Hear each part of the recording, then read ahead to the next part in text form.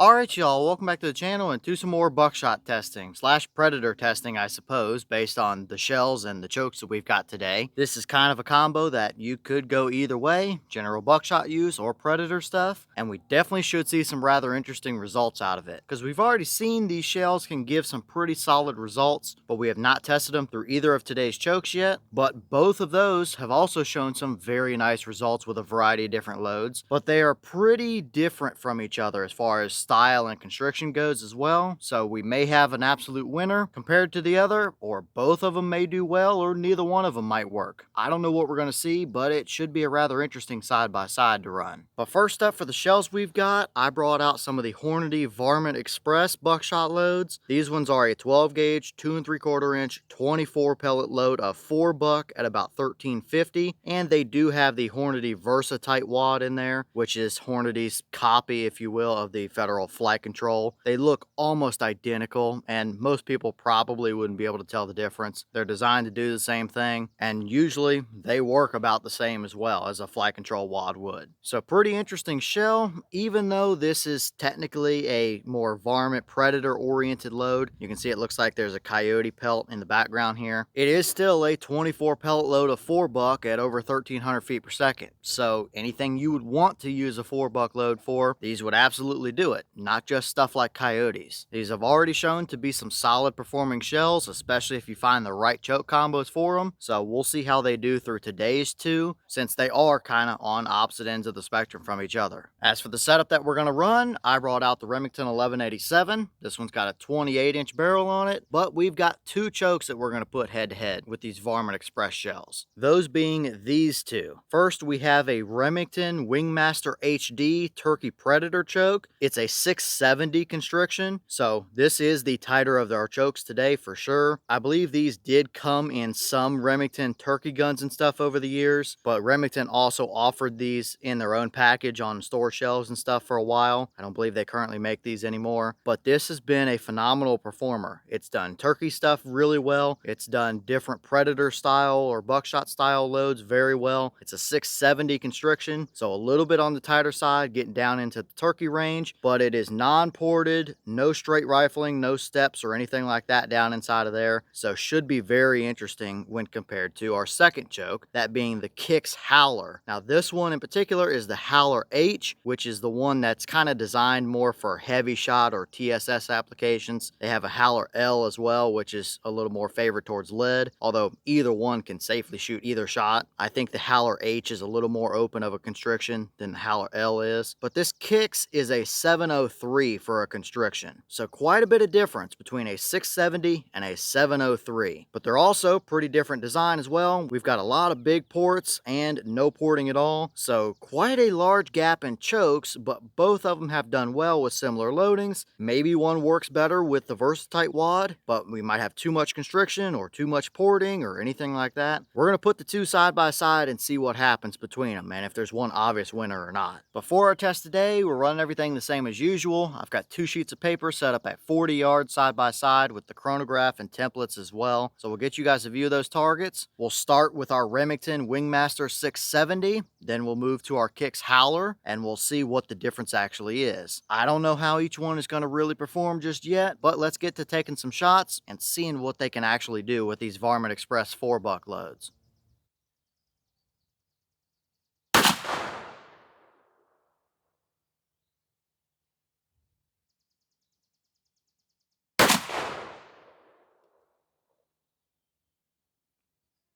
Okay, so quick run through for velocities before we look at our targets. We have a boss claim of 1350 out of those shells. However, both of our shots were above that number. We have a 28-inch barrel with a little bit of extra choke out of the end. But our first shot with the Remington 670 Wingmaster choke gave us 1405. And our second shot from the Kicks Howler gave us 1386. So averaging high 1300s, just below 1400 or so. That is more than enough for a 4 buck pellet out to 40 yards or so for whatever you'd want to use it for. But did we get two good patterns down there, or was there a clear winner, or did neither one of them work? Let's go check it out and see what we got.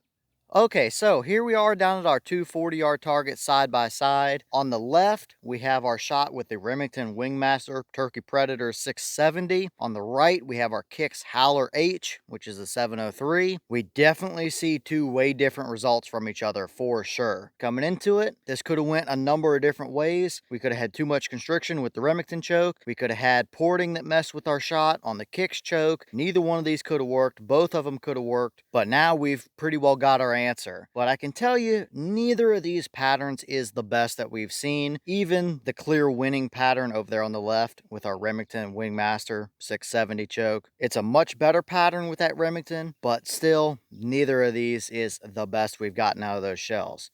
But we'll start over here on the left with our obvious winner for today, that being the Remington 670 Wingmaster choke. Obviously, much tighter area of shot right there around our center. The white dot was the point of aim. Our core area may have favored a little bit to the left. I don't think that was me. It could just be that choke and that combination shooting a little left or something. But that's why we have the big backer so we can see our whole pattern. And even then, this is only 20 of the 24 pellets on the target. We are missing 4. They were probably flyers, considering what is outside of our initial core area there are several pretty big flyers kind of around the edge here and there, and even down here a little low as well. But what we see right here on the screen, that is 10.5 inches tall by 16.5 inches wide, and that area is 15 pellets out of the 24 that's in the shell. I would imagine the rest of them are those flyers kind of off the edges and stuff that we don't see, but pretty decent core central area to the pattern. That's absolutely huntable. You could do anything you really wanted to with 4 buck out of that pattern, although you do have some flyers to contend with as well. So not perfect, potentially a little over constricted with this being a 670 choke with those Versatite wads. Maybe. I know sometimes the flight control and Versatite wads can be a little finicky with over constricting them or porting or anything like that within the choke. But this is a solid performance minus a number of flyers around the edge.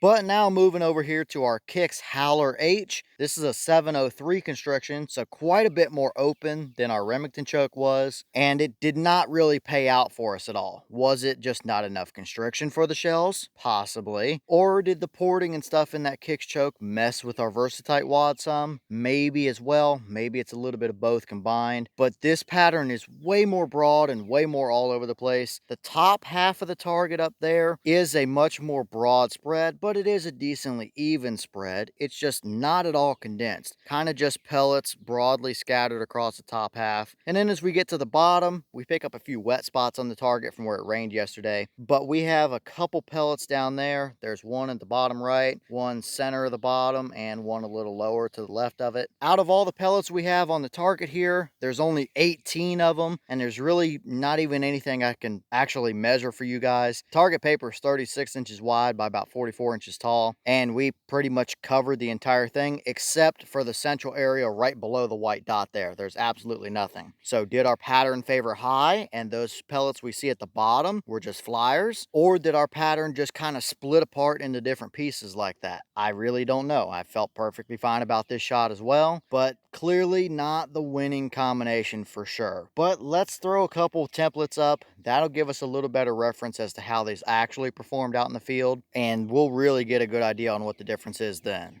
Okay, first up here, we have a deer torso template. Not everybody uses 4 buck for deer, and this is technically a varmint predator-oriented shell, although, yet again, it's 4 buck at over 1,300 feet per second. It would certainly do the job on deer as well. So first, we have our Remington Wingmaster 670 choke. Obviously, that swath of pellets we were looking at earlier would have covered your vital area for sure, and we definitely still have our few flyers outside of the template, but clearly plenty capable through that combo out to 40 yards for a deer hunt, no question about it. I don't think he's going to make it very far, if anywhere at all, there.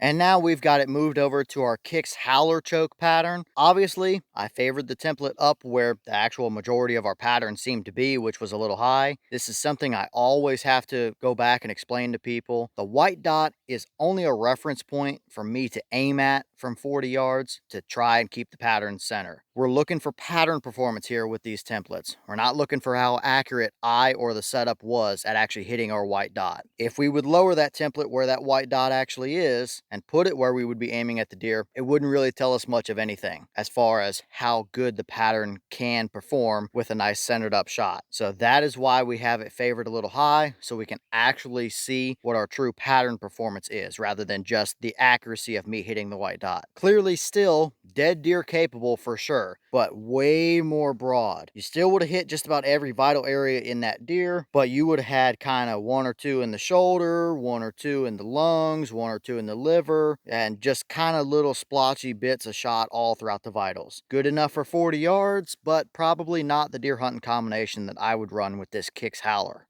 Next up, we have a coyote template. This is very close to average life size on what a coyote would be. And obviously, if these are a varmint predator oriented load, that combo would most certainly do the job. Obviously, this coyote is not going to have a very good day from the Remington Wingmaster 670 choke. Dead coyote, dead fox, whatever you'd want to use it for, certainly going to do the job out to 40 yards on them.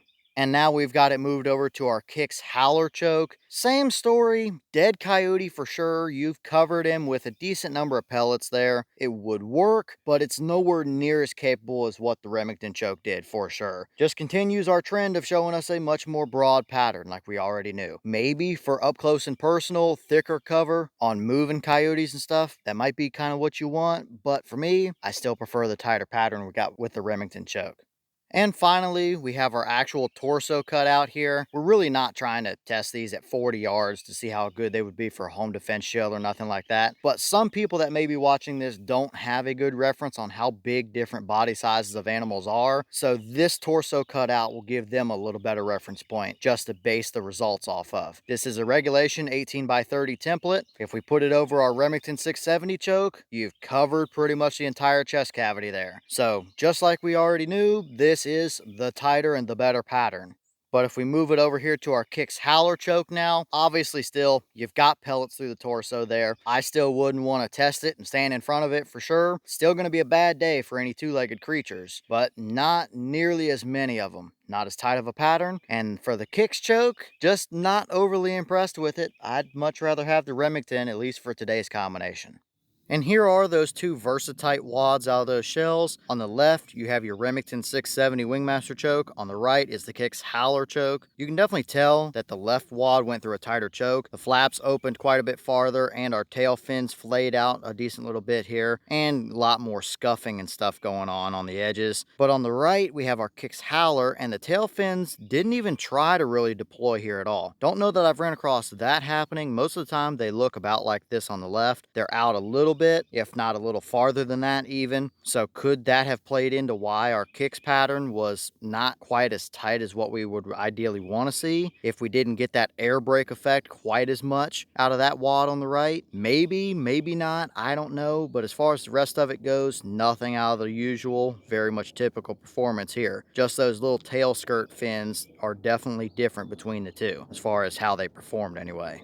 Alright y'all, well, what did you think about these two results right here? Definitely interesting to see the comparison between them for sure. Two chokes that are kind of on opposite ends of the spectrum, and both of them could have gone either way. We could have saw a great pattern from both, we could have saw a terrible pattern from both. Clearly, that Remington Wingmaster choke is the obvious winner for us today. It's still not perfect though. We've got 15 of them that are in a nice clump right in the core where we want them to be, and then the rest are pretty scattered around the edges. That Kicks choke, on the other hand, kind of just blew everything all over the place. So that just goes to show that even with these flight control and Versatite wads, you can still choke them down and get perfectly adequate patterns. And I can tell you from our previous testing, even if this is a 670 constriction, this is a much better performance at 40 than what we've seen with other Hornady loads through cylinder bore chokes that have that same exact wad setup. Overall, these may be oriented for varmint and predator, but they are essentially very similar, if not the same load, to a lot of their other buckshot loads as far as how they're they're loaded. Just the wad with the pellets in there. I think the pellets in these might be nickel plated or at least polished lead, but no buffer material or nothing like that in there. And Hornady makes a lot of very similar shells, just puts them in different boxes. So that is the clear winning option for me anyway. You could do a lot with that kind of pattern. Anything from varmints, you know, groundhog service or anything like that, up to predators, fox, coyote, even into the deer world as well. You've got the pattern to do it. So it certainly seems like the tighter constriction won it out for us today. But let me know all your thoughts down below. Is that about what you expected to see? Were you a little surprised one way or the other? Have you tested any of these Hornady Varmint Express loads? And if so, what kind of results have you seen? Are either one of these a combo you would actually hunt with? And if so, would you keep them in the predator realm, or would you feel comfortable pushing them up to deer and stuff like that as well? And what other stuff do you want to see us do with these shells? What other chokes you want them through? What other gun setups and stuff do you want to see them shot through? Let me know all that down below. But with that being said, I've got some more testing to get done for you guys, so I'm going to get back to it. As always, you have the channel Instagram as well as the mailbox where you can send stuff if you'd like. All that information will be in the description if you're interested in it. But I'm going to get back to it, so I'll see y'all in the next one.